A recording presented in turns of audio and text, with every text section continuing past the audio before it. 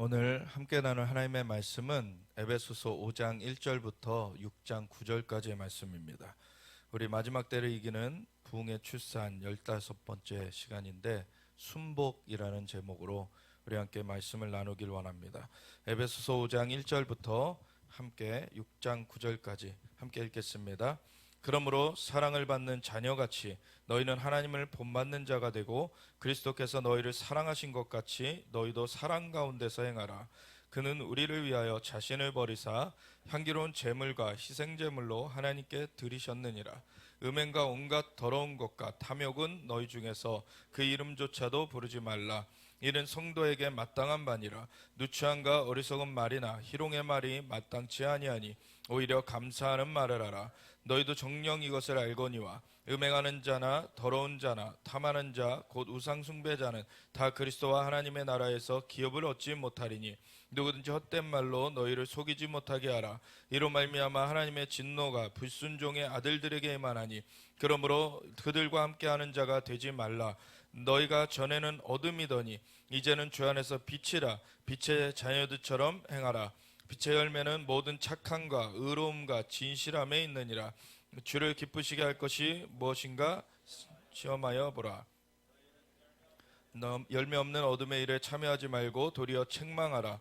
그들이 은밀히 행하는 것들은 말하기도 부끄러운 것들이라. 그러나 책망을 받는 모든 것은 빛으로 말미암아 드러나나니 드러나는 것마다 빛이니라. 그러므로 이르시기를 잠자는 자여 깨어서 죽은 자들 가운데서 일어나라. 그리스도께서 너에게 비추이시리라 하셨느니라.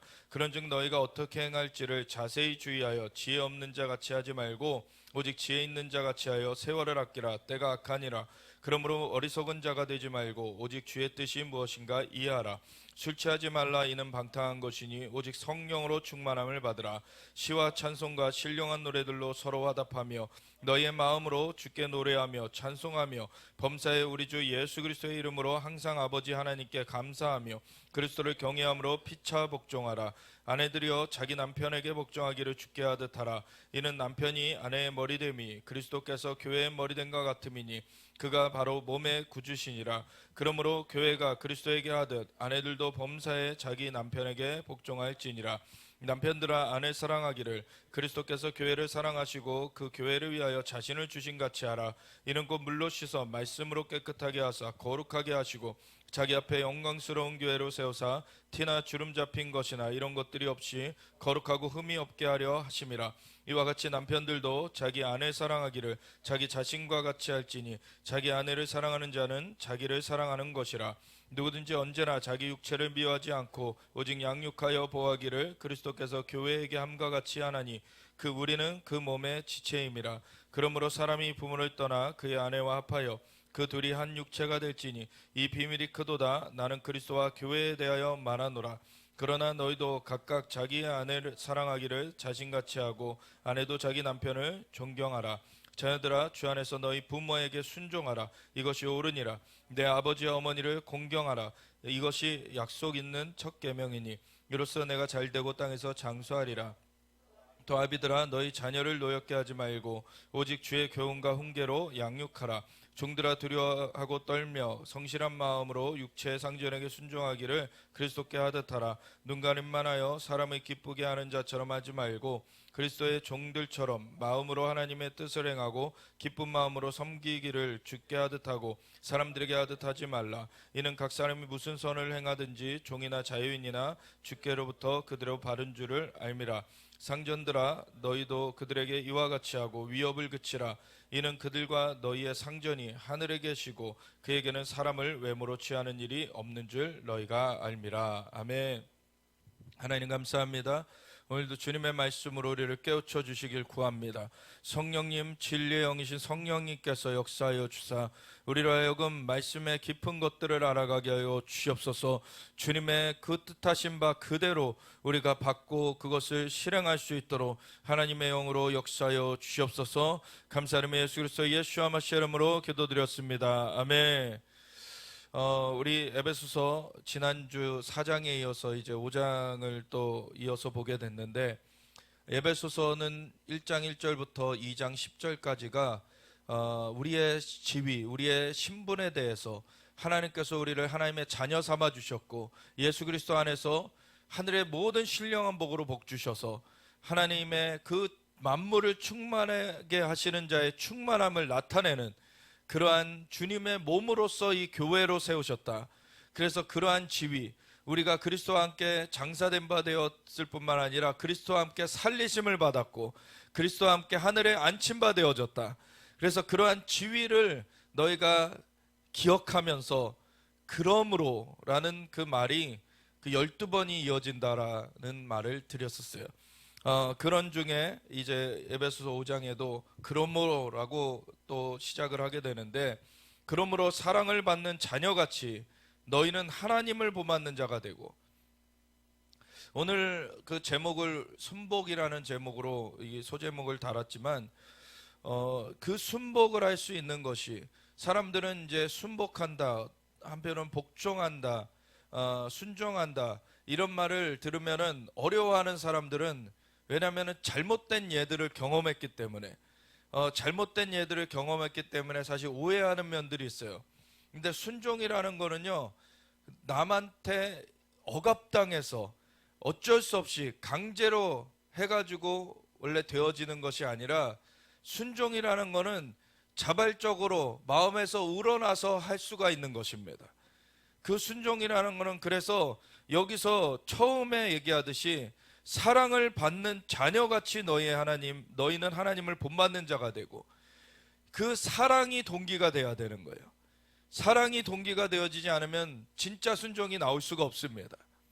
하나님을 진짜 사랑하는 자가 하나님께 순종하게 되어 있는 거예요. 하나님을 사랑하지 않는데 하나님께 순종할 수가 없는 것입니다. 어거지로 하는 척은 할 수 있어요. 근데 진정한 순종은 그 마음에서 그 대상을 따라야 되는데, 그게 없이 진정한 순종이 되어질 수가 없는 것입니다. 그래서 하나님께 순종한다라고 했을 때는 하나님을 마음으로 중심으로 따라야 되는데, 그것은 하나님을 사랑하는 마음이 있어지지 않으면은 되어질 수가 없는 것입니다. 나중에 이 5장 말미에 보면은 남편과 아내 사이를 얘기를 또 하죠. 남편과 아내가 사랑하지 않으면은 서로를 섬길 수가 없어요, 사실. 남편이 아내 사랑하기를 주께서, 그리스도께서 교회를 사랑하듯이 해라. 그리고 아내가 남편을 섬기는 것을 교회가 그리스도께 하듯 해라. 이런 관계가 근본적으로는 사랑이 기반되지 않으면은 될 수가 없는 관계입니다. 부모와 자식, 여기서는 하나님 아버지와 우리, 이 믿는 자들 사이에 아버지와 자녀의 관계에서의 그 사랑 때문에 순종할 수 있다는 거예요. 그리고 남편과 아내가 사랑하는 관계이기 때문에 서로에게 맞춰줄 수 있고 서로에게 따라가 줄 수 있다는 것입니다. 그래서 그러한 기반이 되어져야지만 진정한 순종이라는 것을 알 수가 있게 돼요. 사실 우리 교회는 처음에 이렇게 예배를 드리다가 감동이 있어서 교회 등록을 하게 되면은 새가족 교육을 3주간 받게 되고, 새가족 교육은 다른 게 아닙니다. 성부, 성자, 성령에 대하여서 관계하는 것에 대해서 그것을 중심으로 다뤄주는 거예요. 그래서 하나님을 믿는다는 것이 그냥 종교생활하는 게 아니다. 하나님과의 관계를 맺는 것이다. 그래서 하나님이 우리 아버지시라는 것, 그리고 예수님이 우리의 신랑이시라는 것, 그리고 성령님이 우리의 보혜사, 어떻게 보면 어머니와 같은 존재죠. 그렇게 관계를 맺을 때에 하나님께서, 삼위일체 하나님께서 우리를 인도해 가시는 것이죠. 그래서 그러한 관계를 알려주고 나서 이제 3주간의 새가족 교육이 마쳐지면은 주는 책이 하나 있어요. 그 책의 제목이, 책의 이름이 순종입니다. 이 순종에 대해서 사람들이 오해하기 때문에 사실은 신앙생활을 해도 발전이 없고, 신앙생활을 해도 사람들이 어떤 턱을 못 넘게 되는 그러한 일들이 있어요. 여러분, 은혜를 받았다고 너무나 한때는 불타다가 갑자기 누구한테 시험 들었다고 갑자기 막 차가워져요. 사람들에 의해서 좌지우지 돼버리는 그러한 것이 있어요. 근데 진짜 하나님과의 관계 안에 뿌리 내리면은 하나님께 맞춰가게 되는 게 순종입니다. 그러면 그 맞춰가게 되는 가운데서 어떠한 상황과 환경을 만나든지 간에 하나님의 인도하심으로 승리할 수가 있게 돼요. 그래서 순종이라는 거는 하나님께서 우리를 착취하는 도구가 아닙니다. 순종이라는 건 하나님께서 우리를 보호하시는 거예요. 사실은 하나님이 우리의 순종을 통하여서 우리를 하나님의 선하신 가운데 붙드시는 것입니다. 그래서 하나님의 은혜 가운데 우리가 붙들려 나아가야 된다는 거죠. 근데 순종에 여러 차원들이 있어요. 아브라함도 처음부터 그 이삭을 바칠 정도의 순종을 할 수 있었던 사람이 아니었던 것이죠. 아브라함은 꿈에서 하나님의 방문을 받았을 때 너는 나를 따라서 내가 내게 지시할 땅으로 가라. 본토 친척 아비 집을 떠나서 내가 내게 지시할 땅으로 가라 라는 말씀을 들었을 때 그것을 우선 따라 나왔어요. 왜냐하면 나를 인도하는 신이 방문을 했잖아요. 그래서 신이 방문했는데 아직은 그 신에 대해서 사실 큰 지식이 없었어요. 어떠한 존재인지 아직 그렇게 크게 알 수 있는 그런 상황이 아니었습니다. 근데 여정을 겪으면서 하나님께서 세겜에서 제단을 쌓고 하나님 앞에 경배를 올려드릴 때 나타나시고, 베델에서 제단을 쌓고 하나님 앞에 경배를 올려드릴 때 나타나시고, 헤브론에서 제단을 쌓고 경배를 올려드릴 때 나타나시고, 나중에 예루살렘에서까지 그 여정을 하나님께서 인도해 주시는 가운데 횃불로서 방문하시기도 하시고, 하나님께서 음성을 주시고, 그 어떤 여러 가지 삶의 사건들 가운데 사실 기근이 들어서 애굽에 갔었는데 애굽에 가서 그 바로 왕이 이 아내 사라한테 빠져가지고, 사라가 아주 아름다운 여인이니까 그 여인 그 아내 때문에 자기가 죽임당하게 생겼다라고 생각하니까 아브라함이 거짓말을 하죠. 근데 사실 완전한 거짓말은 아니에요. 왜냐면 진짜 누이 중에서 택한 것은 맞아요. 그런 것이 친척지간이고 그런 가운데 이제 이렇게 결혼, 그 고대 근동 이런 고대 그 역사들에서는 사실 부족 사회였기 때문에 뭐 그 안에서 친척 중에서 사실 결혼하게 되는 것이었죠. 그런 것이었기 때문에 틀린 말은 아닌데 자기 아내라는 걸 숨겼던 거죠. 자기 아내라는 걸 숨기고서는 애굽 왕 바로가 취해가게 만들었어요. 근데 애굽 왕 바로가 취해가고 나니까 하나님께서 꿈으로 나타나셔서 경고를 하시는 거죠. 이 애굽 왕 바로에게 너가 아브라함의 그 아내를 너가 데려왔으니 너의 집에 이제 재앙이 임할 것이다. 하나님이 경고하시니까 깜짝 놀라가지고 아브라함을 불렀어요. 이 여자가 너의 아내인 게 맞냐? 맞습니다. 근데 왜 나한테 속였냐? 내가 죽임을 당할까 두려워해서 그랬습니다. 아브라함의 믿음이 그 정도 수준이었어요. 근데 하나님이 정권적으로 개입을 해주셨죠. 그런 사건들을 겪으면서 이 하나님이란 분이 어떤 분이신가를 알아가게 되는 거예요. 아비멜렉 하고도 약조를 맺을 때 똑같은 일이 있었죠. 여러 가지 사건들을 통하여서, 그리고 결정적으로 75세에 하나님을 따라 나섰는데 25년을 지내보니까 하나님이 어떠한 분이신가를 깊이 알아가게 됐는데 결정적으로 단산하여서 이제는 더 이상 애를 낳을 수 없다. 이제는 여성으로서의 그런 기능이 상실된 그런 상황이 되어버린 그 사라의 몸에서 하나님의 약속대로 아이가 태어나는 것을 경험을 해버리죠. 그러니까 이거는 불가능하다는 것이 하나님께는 그것이 제한이 되어지지 않는구나. 하나님은 죽은 자를 살리시며 없는 것을 있는 것으로 부르시는 분이시구나.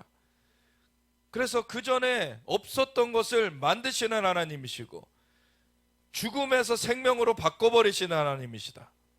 이거를 아브라함이 결정적으로 알게 되니까 이것이 그 생애, 그 삶의 믿음으로 확 바뀌어버린 것이죠.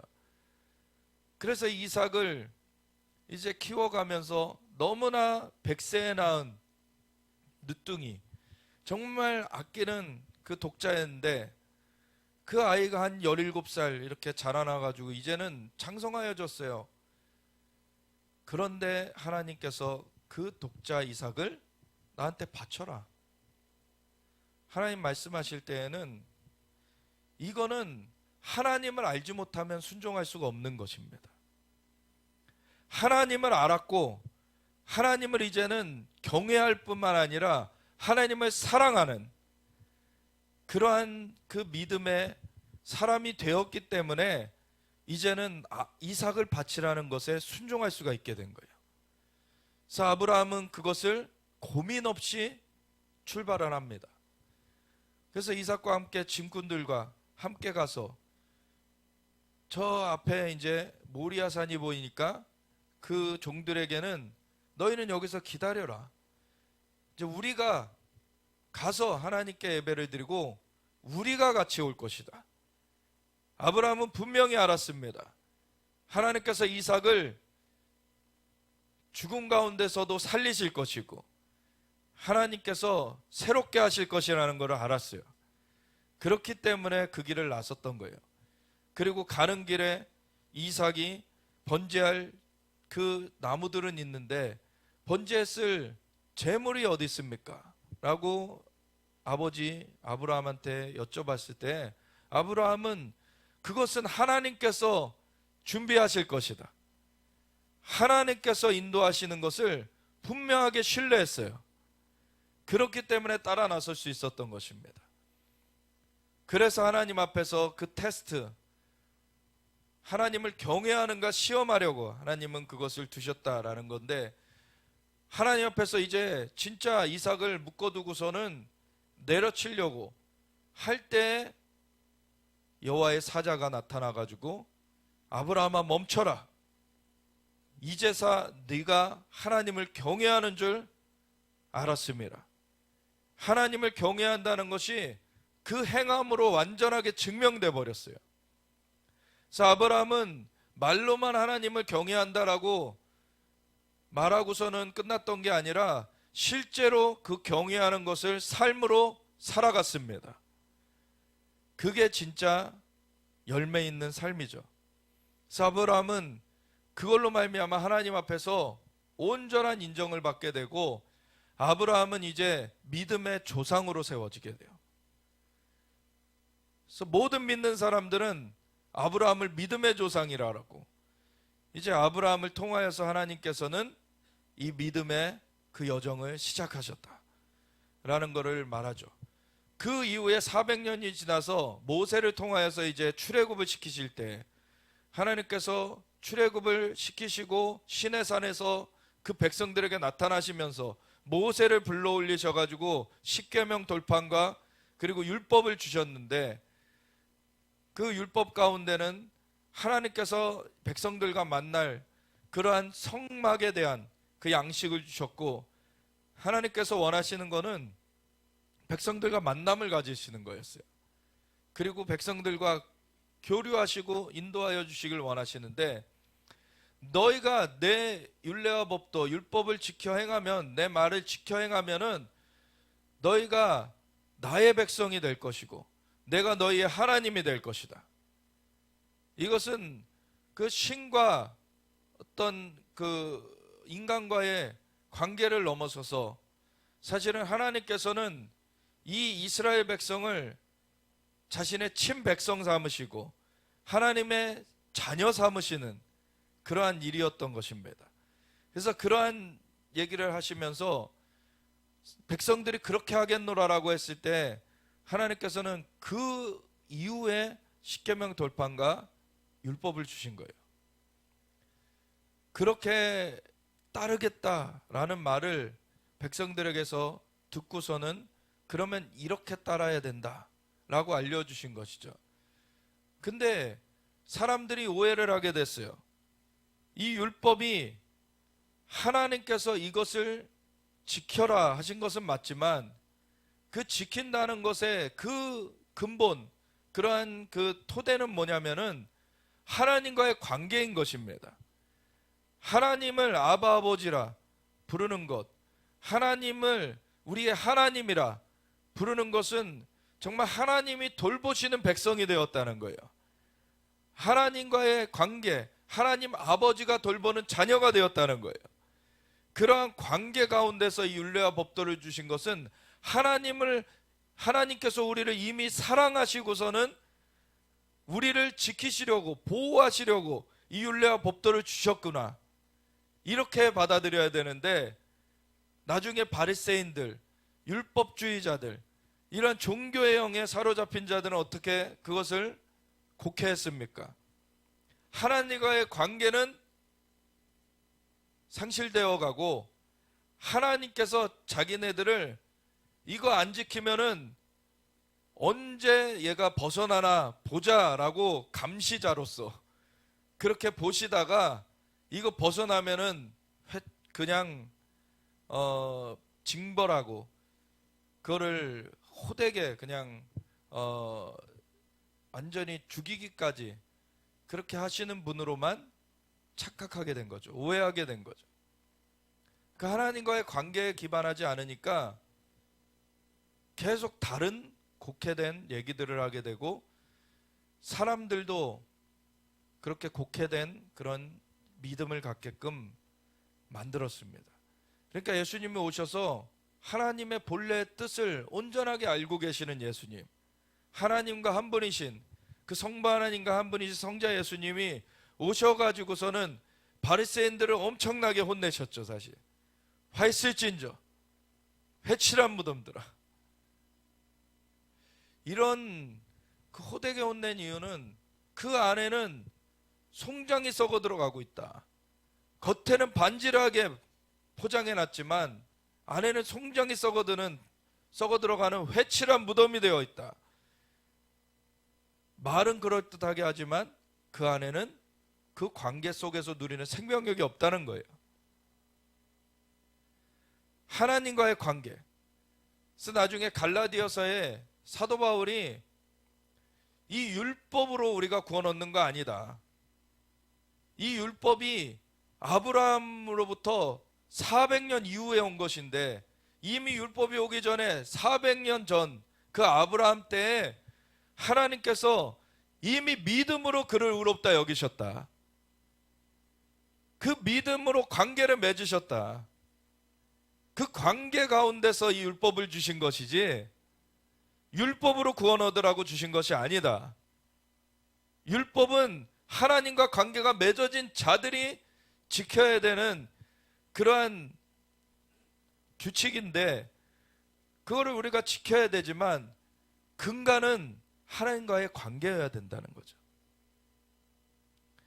그래서 그 관계가 있는 그것이 놓쳐지면 안 돼요. 그렇지 않으면은 종교 생활이 돼버리고 그는 생명력이 없게 됩니다.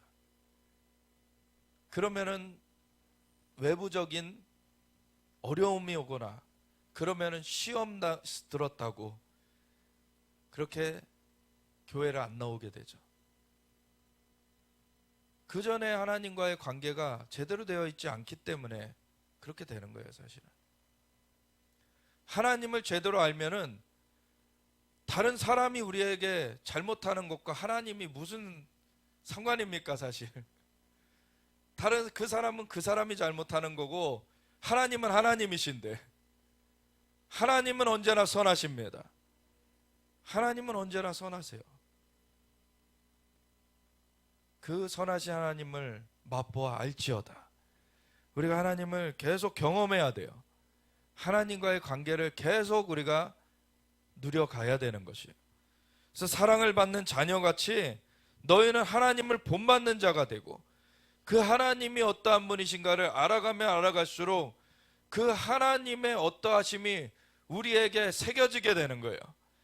우리가 그렇게 닮아가게 되는 것입니다. 그러면 주님의 선하심 같이 우리가 주님의 선하심을 닮아가게 되는 그러한 자가 되고, 하나님의 지혜로운 같이 우리가 주님의 지혜로운 그러한 자녀들로서 자라가게 되는 거예요. 하나님의 능력으로 또한 세워져 가는 것이죠. 하나님을 주님의 사랑 가운데서 우리가 깊이 알아가게 됨으로 말미암아 주님을 닮아가게 되는 것, 그것이 우리의 신앙인 것입니다. 그것이 신앙이에요. 그냥 종교생활 어떠한 형식을 갖췄다고 신앙이 되는 것이 아니라 하나님을 진짜 사랑하고 알아가는 것. 그래서 영생은 유일하신 참 하나님과 그의 보내신 자 예수 그리스도를 아는 것이니이다. 우리가 주님을 아는 것이 영생을 누리는 것입니다. 생명이 주님께 속해 있기 때문에 주님의 그 생명을 우리에게 계속 공급해 주시는 거예요. 그래서 사랑을 받는 자녀같이 너희는 하나님을 본받는 자가 되고 그리스도께서 너희를 사랑하신 것 같이 너희도 사랑 가운데서 행하라. 주님과의 관계가 깊어지면 깊어질수록 나는 포도나무여 너희는 가지니 내게 붙어있는 자는 열매를 맺게 된다. 그리고 열매 맺는 자녀들은 아버지께서 더 열매 맺게 하려고 정결케 하신다. 하나님이 우리를 다듬어 가시는 것입니다. 그래서 그 사랑 가운데 행하는 것, 그게 중요한 것이고, 그는 우리를 위하여 자신을 버리사 향기로운 제물과 희생제물로 하나님께 드리셨느니라. 그것의 근간은 예수님이 우리를 위하여 자신을 내어주셨다는 거예요. 자신을 내어주시기까지, 죽기까지 우리를 사랑하셨다. 그 사랑은 죽음도 막을 수 없는 사랑이라는 거예요. 하나님의 사랑이 우리에게 그렇게 부어졌다. 그 사랑 안에서 행해라. 그래야 승리하는 것이죠. 그래서 음행과 온갖 더러운 것과 탐욕은 너희 중에서 그 이름조차도 부르지 말라. 이는 성도에게 마땅한 말이라.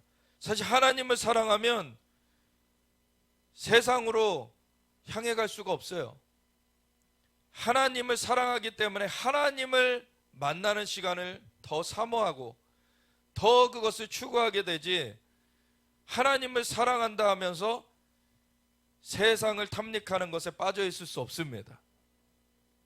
하나님을 사랑하면 세상의 것들과 사실은 등져지게 돼요. 그렇다고 이 땅에서 우리가 생활하는 것 자체를 하지 않는 것이 아니죠. 우리는 하나님께서 모든 걸 만들어 주셨기 때문에 그것을 누리는 것은 우리에게 자연스러운 거예요. 근데 세상의 영, 그 마귀는 세상에서 탐욕을 가지고 사람들이 그 탐욕 때문에 서로를 해하고 미워하고 증오하고 서로가 반목하게 만드는 그러한 일을 해가죠.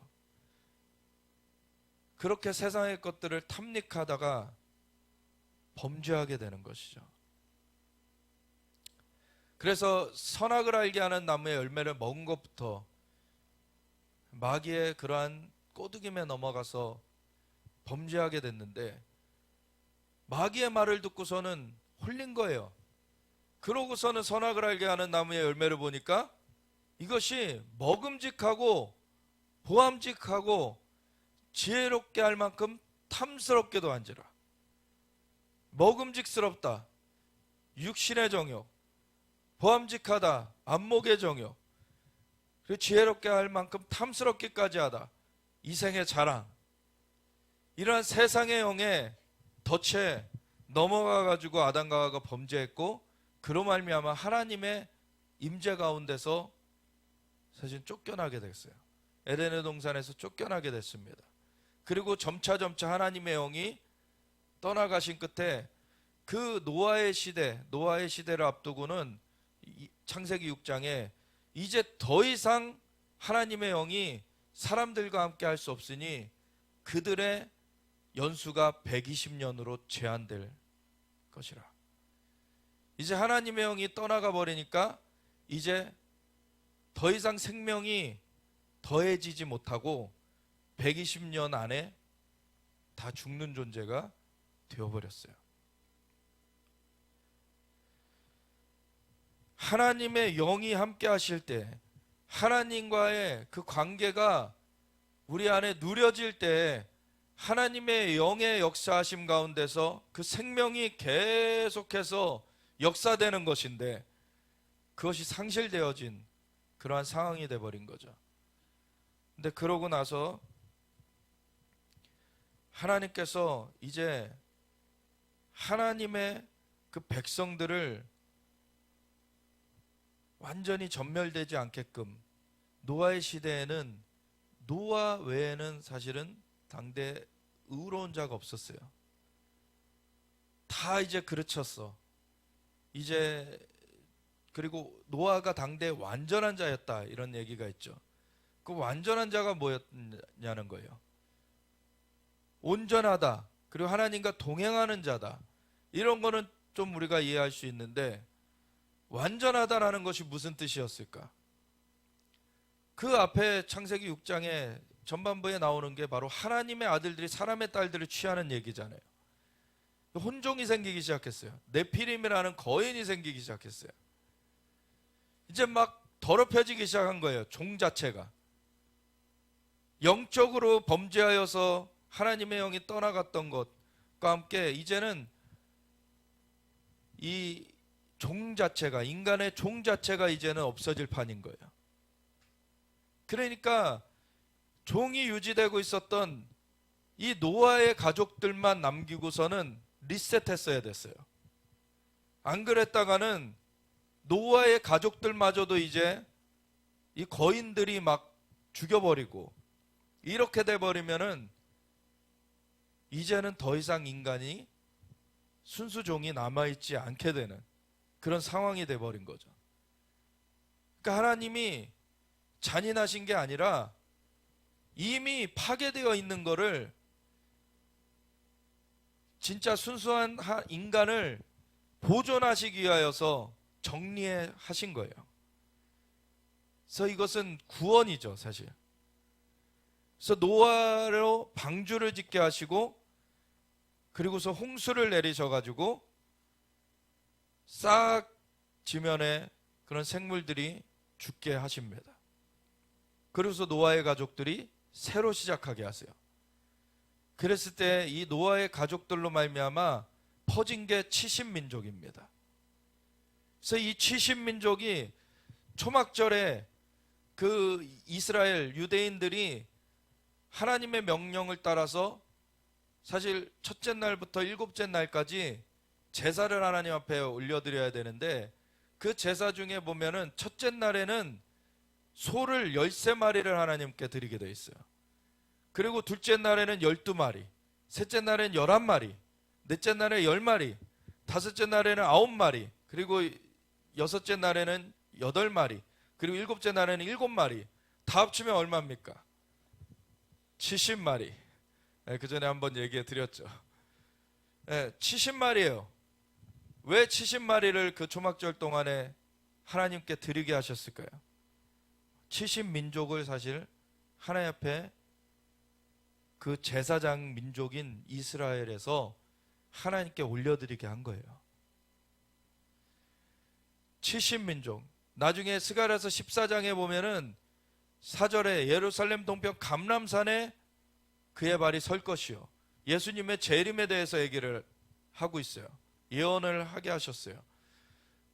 그날에 감람산이 동서로 갈라져 산의 절반은 북으로, 절반은 남으로 옮겨지며, 정말 큰 그러한 그 지형적인 변화도 있게 되고, 물이 이제 동해로 사해로 흘러 들어가서 사해를 살아나게 하고, 그래서 물고기를 잡게 되는 그러한 일이 되고, 그리고 서해로, 지중해로도 흘러가요. 그리고서 그 하나님께서, 그 예수님이 오셔서 예루살렘으로부터 온 천하를 통치하시는데, 그때 초막절에 예루살렘에 올라오지 않는 그 민족에게는 비를 내리지 않을 것이다, 이런 얘기를 하시죠. 그래서 애굽 백성이 올라오지 않으면 애굽 땅에 비를 내리지 않을 것이다.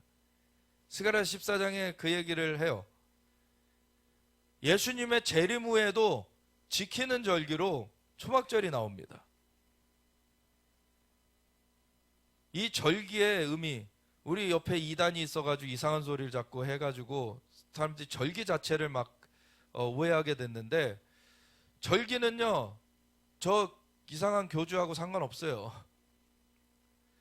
절기는요 사실 예수님으로 말미암는 구속사역의 밑그림입니다.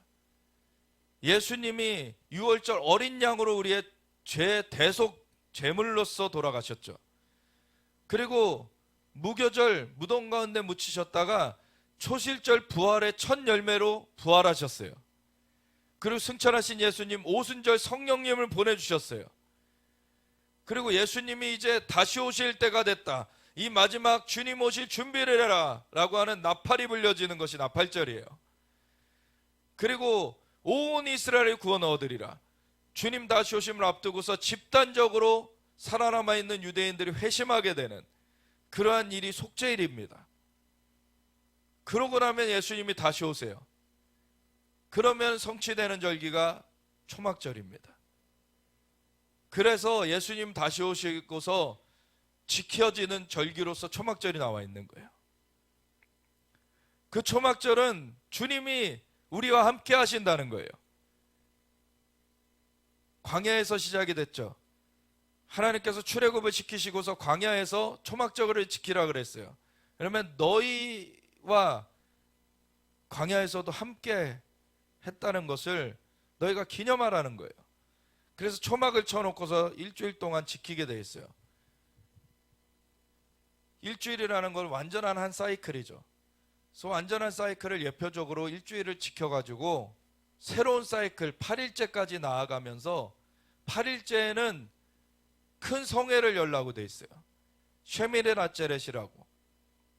그래서 큰 성회를 열어가지고 하나님 앞에 기쁨의 그런 잔치를 하게 되고, 그날을 또 호산나 라바라고 불러요. 라바라는 건 크다는 거고, 호산나는 세이브 어스, 우리를 구원해 주소서, 이런 거예요. 그러니까 우리를 크게 구원해 주소서, 이게 호산나 라바예요. 그게 자연적인 것으로는 이스라엘이 겨울에 비가 오는 그러한 지역이기 때문에 그 겨울을 앞둔 그 가을 시기에 이른비가 와야 돼요. 이른비가 이제 시작이 돼야지 그 다음에 비가 제대로 올 것이다 라는 것을 알 수 있게 되는 거예요.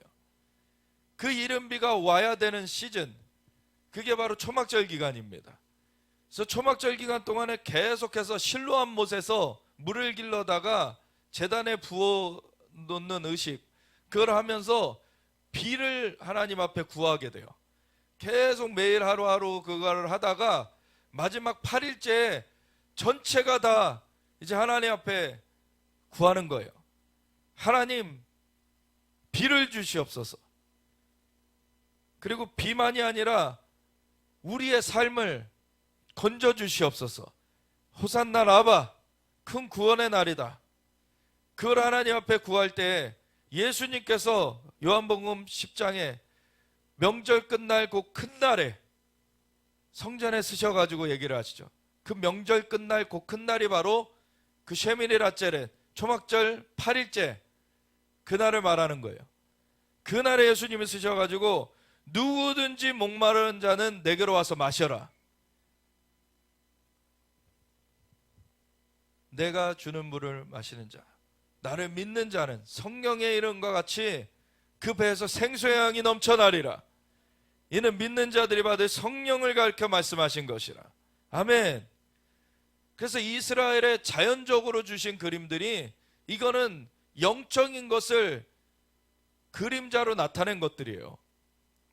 그래서 그 영적 의미를 아는 것이 필요합니다. 그 영적 의미를 제대로 알지 못하면요, 저 이상한 소리 하는 거에 제대로 대응을 못해요. 아니, 초막절이 이 이단들하고 뭔 상관이 있습니까? 예수님과 상관이 있는 것이고, 그건 자연적인 그림은 이스라엘에 있는 거예요. 제사장 민족으로 부름받은 건 이스라엘입니다. 그래서 마지막 때 그 인침받은 하나님의 종들로서 이스라엘 지파들 중에서 14만 4천을 세우겠다. 그 자꾸 자기네라 그래요. 헛소리를 합니다. 전혀 상관없습니다. 14만 4천은 정확하게 이스라엘 지파 중에서 나오는 숫자고, 그렇다고 이스라엘 구원 얻을 총수도 아니고, 이스라엘 안에서는 하나님의 종으로 마지막 때 세워지는 자들이 14만 4천이라는 것이고, 그 뒤에 온 열방과 백성과 나라와 방언 가운데서 나오는 흰옷 입은 허다한 무리가 있어요. 열방의 하나님의 종들이 또한 세워지는 것입니다. 아멘. 그래서 우리가 이스라엘의 포션을 욕심내면 안 돼요. 하나님을 사랑하면은요, 하나님께 맞춰지게 된다 그랬잖아요. 그래서 이 로마서 11장 25절에 보면은 너희가 스스로 지혜 있다 하면서 이 신비를 모르기를 내가 원하지 아니하노니, 이 신비는 이방인의 충만한 수가 자기까지 이스라엘에 더러는 우둔하여진 것이라. 그래야 온 이스라엘이 구원을 얻으리라. 아멘. 우리가 하나님의 눈으로 볼 수 있어야 돼요. 하나님을 사랑하는 자, 그 뜻대로 부르심을 받은 자들에게는 모든 것이 합력하여 선을 이루느니라. 하나님께서 가르쳐 가십니다. 그래서 우리에게 그 신비를 알려주세요. 근데 스스로 지혜 있다 하는 자, 자기가 잘나서 구원 얻었다고 착각하는 자, 그거는 구원 얻지 못할 믿음이에요. 구원 얻을 믿음은 예수님의 공로를 의지하는 자입니다. 예수님의 보혈의 공로가 아니면 구원 얻지 못해요. 예수님의 그 역사하심 가운데서 우리가 성령을 받게 되었어요. 죄를 사함받고 성령을 받게 됐고, 그래서 그 이후로도 계속 예수님을 주인으로 섬기면서 성령의 인도하심을 따라 살아가는 것이 믿는 자들의 삶인 것입니다. 그래서 그러한 삶으로 나아가야 되는데, 그 관계가 맺어지지 않고서 종교 생활한다고 구원이 되어지지 않아요. 관계가 맺어져 있어야지. 그리고 그 관계가 살아있는 믿음, 정말 주님을 따르는 믿음으로써 역사되어야지, 열매 맺는 믿음으로써 구원이 되어지는 것이지, 그렇지 않으면 구원이 되어지지 않습니다. 그래서 우리가 산 믿음을 가지고 있을 때에는 이 세상의 조류에 휩쓸려 가지 않습니다. 그래서 음행과 온갖 더러운 것과 탐욕, 육신의 정욕, 안목의 정욕, 이생의 자랑, 그 마귀의 덫을 우리가 이길 수 있는 거예요. 하나님께서 하나님의 영을 부어주셔서 우리를 주님께로 우리를 붙들어 주시고 하나님의 그 형상을 바라보게 하시면서 우리가 하나님의 형상을 담게 하고 계세요. 그래서 우리가 승리케 하십니다. 그래서 이 세상의 영을 이길 수 있도록 누추함과 어리석은 말이나 희롱의 말이 마땅치 아니하니 오히려 감사하는 말을 하라. 그래서 우리가 정말 더럽혀진 말들을 하면 안 돼요. 하나님 앞에 감사하는 말, 찬양의 말, 그렇게 할 때 하나님의 영이 운행하십니다. 근데 더러운 말들 하면 더러운 영들이 운행해요. 이 세상 말들을 뱉어내게 되면 이 세상 영이 운행하게 되는 거예요. 말을 타고 영이 역사되게 됩니다. 그래서 우리가 어떻게 말할까가 굉장히 중요해요. 우리는 감사하는 말을 해야 돼요. 찬양하는 말을 해야 돼요. 그럼 하나님의 영이 운행을 하십니다. 너희도 정녕 이것을 알거니와 음행하는 자나 더러운 자나 탐하는 자, 이 자들은 곧 우상숭배자다. 이거는 다른 영을 따르고 있는 것이기 때문에 우상숭배자라는 거예요. 그 우상숭배자는 다 그리스도와 하나님의 나라에서 기업을 얻지 못하리니 누구든지 헛된 말로 너희를 속이지 못하게 하라. 이로 말미암아 하나님의 진노가 불순종의 아들들에게 임하나니. 근데 이 기준이 결국에는 하나님께 순종하느냐 하나님께 불순종하느냐 갈라지게 돼 있어요. 하나님께 순종하지 않으면 불순종하는 거죠. 하나님께 순종하는 자들, 하나님을 사랑하고 하나님을 따르고자 하는 자들에게는 하나님의 은혜가 제한 없이 정말 끊임없이 공급이 되어집니다. 근데 하나님을 등진 자들에게는 하나님의 은혜가 단절되어 버려요. 하나님께서 비를 선인과 악인 모두에게 내려주시듯이 은혜를 부어주시는데 악인들은 그 은혜를 누리지 못합니다. 하나님께로 향해 있는 자들은 그 은혜를 받게 되는 거예요. 하나님이 나를 따르라 라고 하시는 것은 하나님이 우리에게서 뭔가를 취해 가시려는 게 아니라 하나님의 것을 우리에게 주시려는 거예요. 애초부터 하나님이 창조주십니다. 우리가 만들어진 것 자체가 하나님이 만드셨기 때문에 우리가 생겨나게 된 거예요.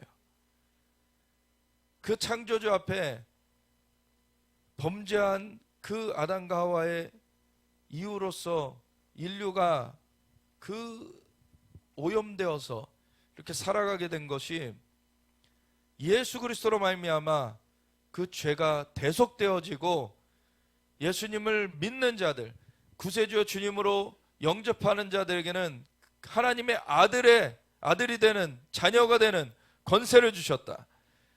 하나님의 자녀로서 관계를 맺어주시고 이제 죄를 사함받고 성령이 임하셔서 그 영을 거듭나게 하심으로 하나님의 형상이 회복된 이제 하나님의 자녀들로서 새 생명을 갖게 하셨어요.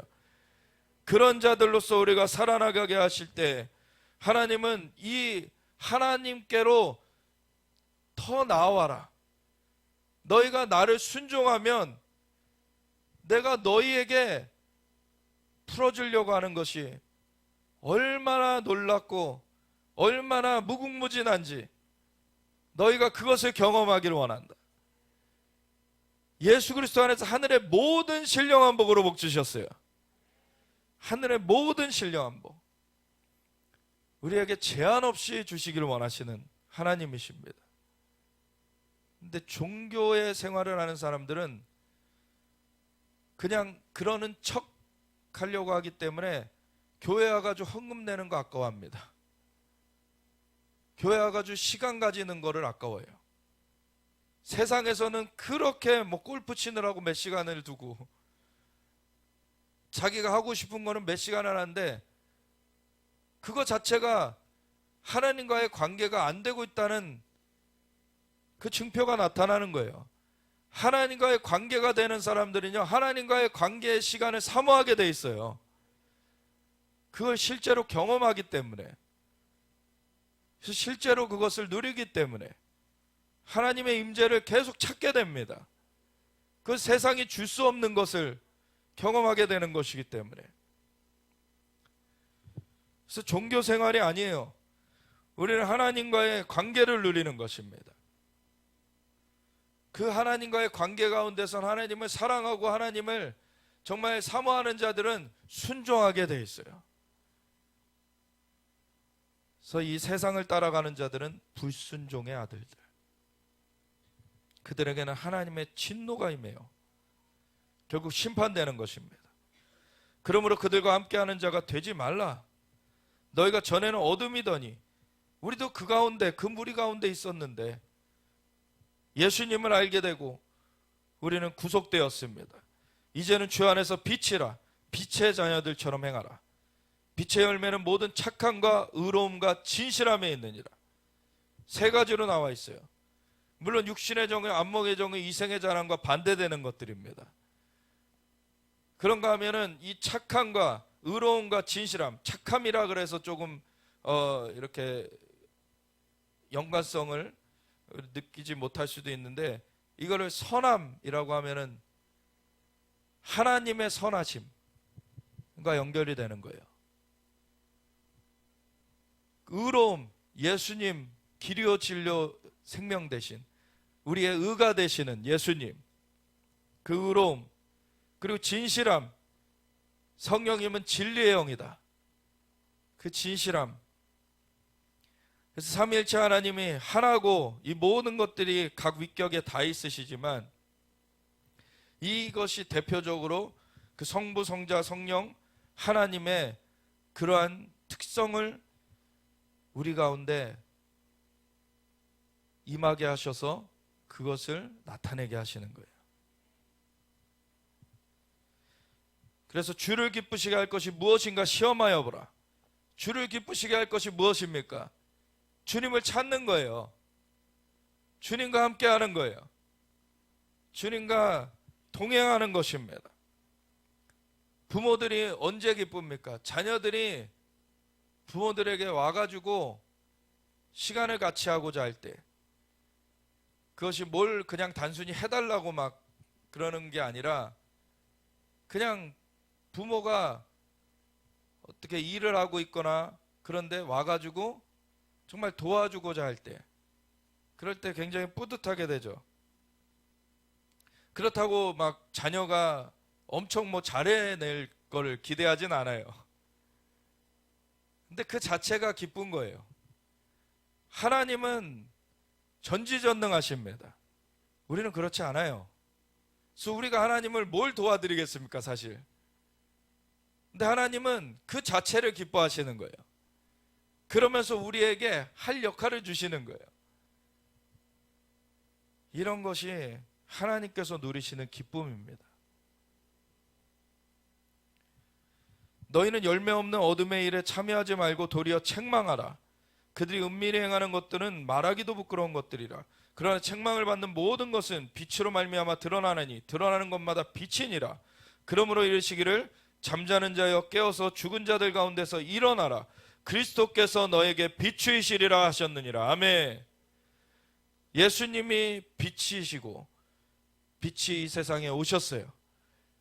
그래서 우리에게 비춰주실 때 사람들이 예수님을 영접하면 이제 어둠에서 빛으로, 증오, 그러한 미움에서 사랑으로, 사망에서 생명으로 옮겨지게 되는 것이죠. 그런즉 너희가 어떻게 행할지를 자세히 주의하여 지혜 없는 자같이 하지 말고 오직 지혜 있는 자같이 하여. 지혜, 참된 지혜는 무엇입니까?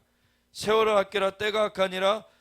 그러므로 어리석은 자가 되지 말고 오직 주의 뜻이 무엇인가 이해하라. 주의 뜻을 분별하는 것이 지혜예요. 저 주의 뜻을 따라가면은 생명이 있습니다. 주의 뜻을 따라가는 것에 축복이 있습니다. 하나님은 주의 뜻 가운데 우리가 서서 그 생명과 축복을 누리길 원하시는 거예요. 우리 인간 육신의 부모는 완전치 않기 때문에 자녀들에게 완전한 것을 주지는 못해요. 그럼에도 많은 것들을 자녀들보다 경험했기 때문에 자녀들을 위한 것이 무엇인가를 그래도 많이 알죠. 그래서 그런 것들을 알려주고 그거를 행하길 원해요. 그렇게 따라오게 될 때 자녀들은 또 잘 성장하게 되고요. 그래서 부모와 자녀의 관계가 그렇게 되는 것입니다. 불완전한, 완전치 못한 인간과 인간의 부모와 자녀들도 그렇게 되어지는데, 완전한 하나님, 그분은 우리가 완전하게 순종할 때 완전한 생명과 축복을 누리게 되는 것입니다. 그래서 하나님은 틀리시는 것이 없으시고 어그러진 것이 없으세요. 주님께는 온전한 것, 완전한 것이 있습니다. 그래서 우리가 주님을 완전하게 우리가 붙쫓아 나아가기 원하고 주의 뜻이 무엇인가를 이해하는 것, 이것이 지혜입니다. 그렇기 위해서는 술 취하지 말라, 이는 방탕한 것이니 세상의 정욕을 따라가지 말고 오직 성령으로 충만함을 받으라. 사람의 속에 있는 것을 사람의 영외에는 알 수 없듯이 하나님의 속에 있는 것을 하나님의 영외에는 알 수 없다. 성령님으로만이 우리가 하나님의 뜻을 알게 되는 것입니다. 물론 우리가 말씀을 봐요. 근데 말씀을 그냥 문자로 본다고 해서 다 주님의 뜻을 알게 되는 것이 아니에요. 그 전에 말씀하면서 주의 뜻과는 반대로 행했던 자들이 바로 바리새인들이었죠. 종교인들이었어요. 오늘날에도 그런 사람들이 많이 있어요. 진짜 말씀을 볼 때 하나님의 영의 인도하심을 받아야 됩니다. 하나님께서 무슨 의도로서 이것을 말씀하셨는지, 이것을 기록해 하셨는지, 그것을 풀어주시는 분이 성령님이세요. 그럼 그 뜻을 붙들고서 우리가 나아가야 되는 것입니다. 그래서 술 취하지 말라, 이는 방탕한 것이 오직 성령으로 충만함을 받으라. 시와 찬송과 신령한 노래들로 서로 화답하며.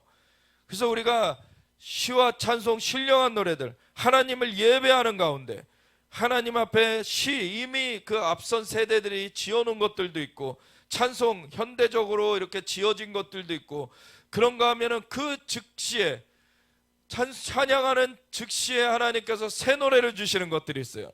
그 신령한 노래라고도 하고 새 노래라고도 하는데, 그것들을 통하여서 성령의 인도하심이 풀어지게 하라는 거예요. 성령의 인도하심이 풀어지게. 서로 화답하라. 그러면 아까도 얘기했듯이 우리가 선포하는 말을 통해서 영이 역사되잖아요. 우리가 찬송하는 말을 할 때 하나님의 영이 운행하십니다. 그러면은 그 서로 화답하는 걸로 이것이 하모니를 이뤄서 같이 가게 될 때 성령 역사가 강력하게 나타나게 되는 거예요.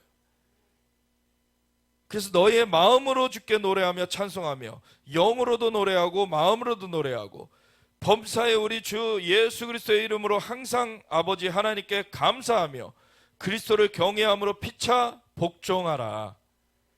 그래서 이 하나님을 순종하는 그러한 자세가 서로 간에도 열매를 맺게 되는 것입니다.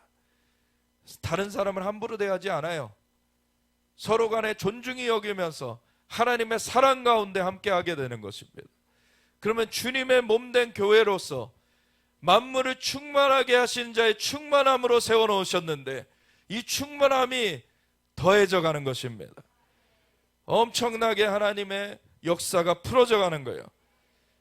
그래서 그러한 근본적인 가르침 가운데 남편과 아내와의 사이를 얘기를 해요.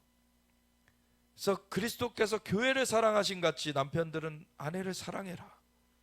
그리고 교회가 그리스도를 섬기는 것 같이 그렇게 아내들은 남편에게 복종해라. 이거는 그냥 압박, 그 압력 가운데 굴하라는 것이 아니라 사랑의 관계 가운데 이것이 서로를 위하는 것으로 하나 되라는 거예요. 그렇게 될 때 정말로 풍성함을 누리게 되는 것입니다. 그 가운데 자녀들도 축복되게 되고 하나님의 은혜가 계속되게 되는 거예요. 그래서 그 다음에는 자녀들과 부모들과의 관계.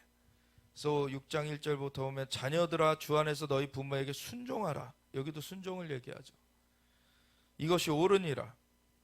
내 아버지와 어머니를 공경하라. 이것은 약속 있는 첫 계명이니 이로써 내가 잘되고 땅에서 장수하리라. 그래서 다섯 번째 계명이죠. 그래서 약속 있는 첫 계명. 그 전까지는 하라 나오다가 여기는 공경하라. 그러면 너희가 땅에서 장수하리라. 그 약속이 나와요. 생명이 길어진다는 거예요. 생명이 더해진다는 거예요. 하나님께서 이 순종의 이 사이클을 통하여서 하나님이 생명을 더해 주시려는 게 있어요. 하나님을 순종할 때 하나님은 우리로 영생을 누리게 하십니다. 부모를 순종할 때 땅에서 장수하게 돼요. 이게 하나님의 법칙입니다. 우리 요한이가 내 아버지 어머니를 공경하라, 부모를 공경하라, 이거를 가끔씩 부모를 공격하라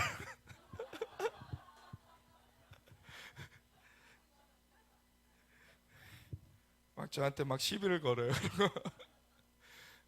야 공경하라 야.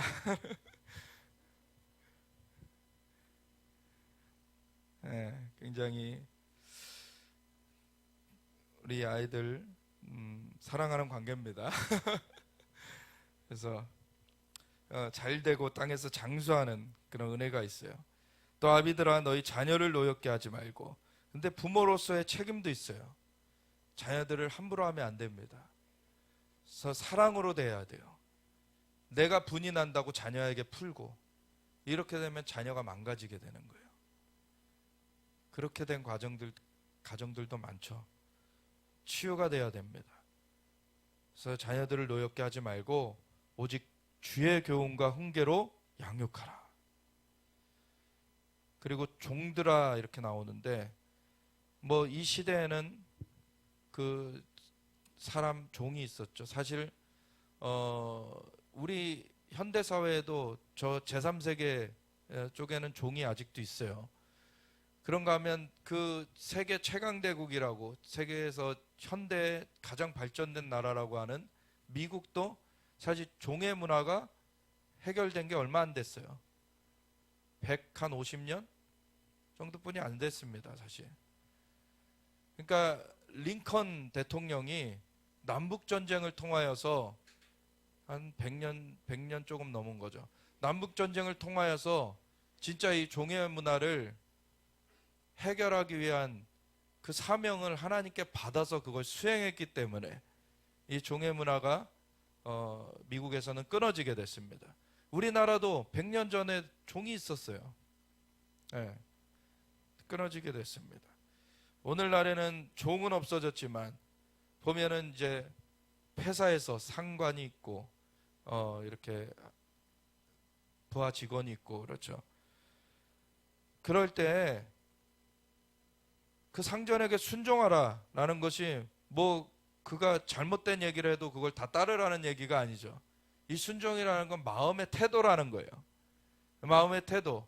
그래서 상관을 자꾸 저주하고 그러면은 그것이 본인한테도 안 좋은 것입니다. 상관을 축복하세요. 그리고 사실 일하는 관계에서는 그게 질서가 되어 있는 것이기 때문에 거기서는 상관이 하라고 시킨 대로 사실은 해야 될 필요가 있는 거예요. 근데 그럴 때 뭐 정말 그 좀 인격적으로 안 돼 있는 그런 상관일 수도 있죠.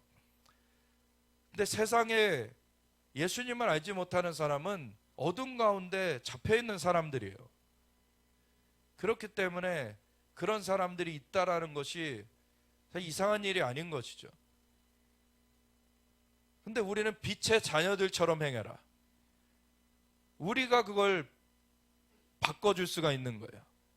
하나님의 영을 그곳 가운데 비춰줄 수가 있는 것입니다. 그런데 똑같이 싸우고 있으면 그게 안 되는 것이죠. 그래서 그리스도의 종들처럼 마음으로 하나님의 뜻을 행하고 기쁜 마음으로 섬기기를 주께 하듯 하고 사람들에게 하듯 하지 말라.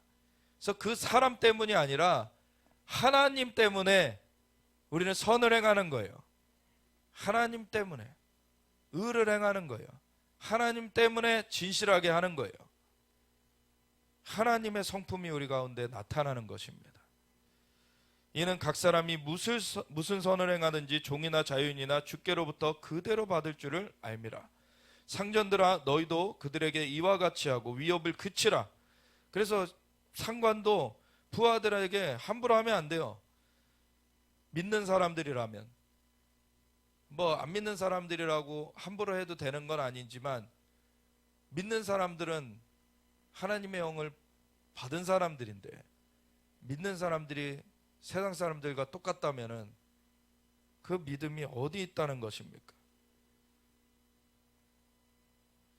이는 그들과 너희의 상전이 하늘에 계시고 하나님 때문에 하나님을 같이 섬기는 그러한 자들로서 하나님 앞에서 선을 행하는 것이죠. 그에게는 사람을 외모로 취하는 일이 없는 줄을 너희가 압니다. 하나님께서는 세상 지위 갖고 판단하지 않으십니다. 세상의 그 높고 낮음을 따라서 하나님께서 누구는 대우해주고 누구는 박하게 대하고 그러지 않아요.